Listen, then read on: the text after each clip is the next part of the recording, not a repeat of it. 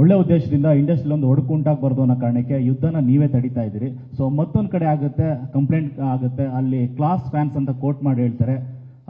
ನಿಮ್ಮ ಹೆಸರಲ್ಲಿರುವಂಥ ಒಂದಷ್ಟು ಲಿಂಕ್ಗಳನ್ನು ಅದರಲ್ಲಿರುತ್ತೆ. ಇದ್ರ ಬಗ್ಗೆ ನಿಮ್ಮ ಒಪಿನಿಯನ್ ಸರ್?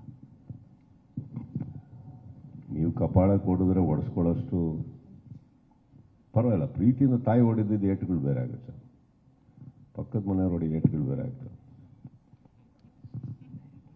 ಇರುತ್ತಲ್ಲ ಸರ್. ಅವ್ರಿಗೆ ನಮ್ಮ ಮೇಲಿನ ಒಲವು ಅಟ್ಲೀಸ್ಟ್ ಯಾವುದೋ ಫೇಕ್ ಐಡಿಯಲ್ ಮಾಡಲಿಲ್ವೇ? ಈಗ ನೀವೊಂದು ಮಾತು ಹೇಳ್ತೀರಿ, ಎಲ್ಲದಕ್ಕಿಂತ ಸ್ಟಾರ್ಟ್ ಆಗಿ ನಾನು ಯಾವಾಗಲೂ ಬಿಗ್ ಬಾಸ್ ನಡೆಸ್ಬೇಕಾದ್ರೆ ಒಂದು ಹೇಳ್ತಾ ಇರ್ತೇನೆ, ಬುಡಕ್ಕೆ ಹೋಗಿ ಎಲ್ಲಿಂದ ಪ್ರಾರಂಭ ಆಯಿತು ಹೋಗಿ. ಯಾಕೆ ಎಂಟೈರ್ ಚಿತ್ರರಂಗದಲ್ಲಿ ಬೇರೆ ಎಲ್ಲ ಕಡೆನೂ ಆ ವಾತಾವರಣ ಇಲ್ಲ? ಎಲ್ಲಿಂದ ಪ್ರಾರಂಭ ಆಗ್ತದೆ? ಈಗ ಯಾವುದೇ ತಗೊಳ್ಳಿ ಸರ್, ನಿಮ್ಮಲ್ಲಿ ಇಷ್ಟು ಚಾನೆಲ್ಗಳು ಕೂತಿದ್ದೀವಿ ಎಲ್ಲರೂ ಎದುರುಗಡೆ, ಕರೆಕ್ಟ್ ಕರೆಕ್ಟ್. ಈಗ ಯಾವುದೋ ಒಂದು ಪರ್ಟಿಕ್ಯುಲರ್ ಚಾನಲ್ಗೆ ನಾವು ಸ್ವಲ್ಪ ರಫ್ ಆಗಿದ್ದು ಏನೇನೋ ಮಾತಾಡಿಕೊಂಡು ನಿಮ್ಮಗಳಿಗೆ ನೋವು ಉಂಟಾಗುವಂಥದ್ದು ಏನಾದ್ರು ಮಾಡಿದಾಗ ನೀವು ಪ್ರತಿಕ್ರಿಯೆ ಕೊಡ್ತೀರೋ ಕೊಡಲ್ವೋ? ಪ್ರತಿಕ್ರಿಯೆ ಕೊಡಬೇಕಾದ್ರೆ ನಿಮ್ಮ ತಲೆಯಲ್ಲಿ ಏನಿರುತ್ತೆ ಹೇಳಿ? ಪ್ರಾರಂಭ ನೀವು ಮಾಡಿಲ್ಲ ಸರ್. ಹಾಗನ್ಬಿಟ್ಟು ಇದನ್ನೆಲ್ಲ ನಾನು ಎಂಡೋರ್ಸ್ ಮಾಡ್ತೀನಿ ಅಂತಲ್ಲ. ಫಸ್ಟ್ ಆಫ್ ಆಲ್ ನಾನು ಚಿತ್ರರಂಗಕ್ಕೆ ಬಂದಿದ್ದೆ ಇದು ಯಾವುದು ಗಲಾಟೆಗಳು ಮಾಡ್ಕೊಳಕ್ಕಲ್ಲ ಸರ್. ಮೇಕಪ್ ಹಾಕಿ ಸಿನಿಮಾ ಮಾಡಿ ನಗ್ಸೋಕ್ಕೆ, ಖುಷಿಯಾಗಿರೋಕ್ಕೆ, ನಾವು ಜೀವನದಲ್ಲಿ ಏನೋ ಮಾಡಿದ್ದೀವಿ, ಒಂದು ಸಕ್ಸಸ್ಫುಲ್ ಆಗಿದ್ದೀವಿ ಅಂತ ಅನ್ನಿಸ್ಕೊಳಕ್ಕೆ sir. This is not what I came in the industry for, but that doesn't make me a weak man. I will stand up for what is right.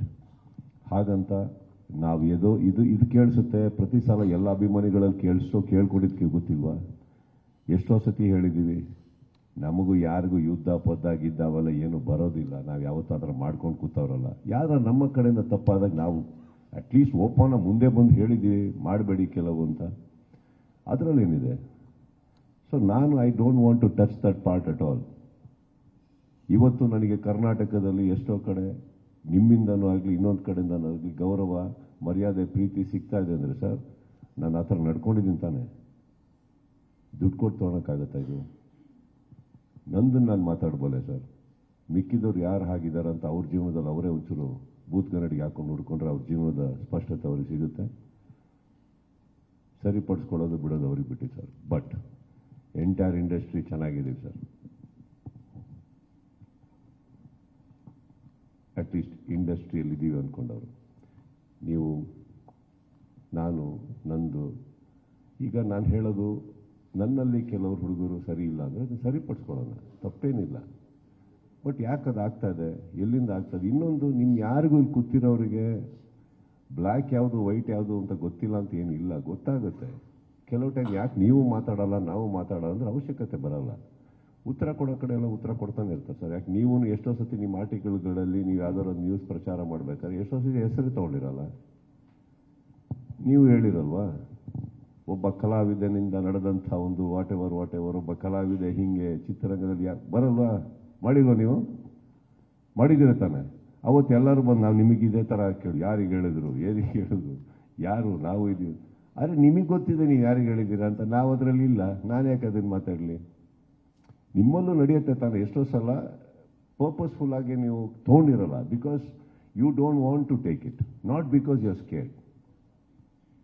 ಆಗುತ್ತೋ ಆಗೋಲ್ಲ ನಿಮ್ಮಲ್ಲಿ? Yes or no sir, say something. ಆಗುತ್ತಲ್ವಾ? That doesn't make you weak sir. It is just ನೀವು ಯಾರಿಗೂ ನೋವು ಕೊಡೋದು ಬೇಡ, ಒಬ್ಬರಿಂದ ಯಾರಿಗೂ ನೋವಾಗೋದು ಬೇಡ ಅನ್ನೋದಕ್ಕೆ ನೀವು ಕೆಲವು ಟೈಮು ನೀಟಾಗಿ ಹೇಳೋ ರೀತಿಯಲ್ಲಿ ಹೇಳಿರ್ತೀರಿ, ಬುದ್ಧಿ ಮಾತಲ್ಲಿ ಹೇಳಿರ್ತೀರಿ, ಸ್ವಲ್ಪ ಟೈಮ್ ದಾಟಿದ್ರೆ ಕೋಪದಲ್ಲಿ ಹೇಳಿರ್ತೀರಿ. ಅರ್ಥ ಆಗೋರಿಗೆ ಅರ್ಥ ಆದರೆ ಸಾಕಲ್ಲ.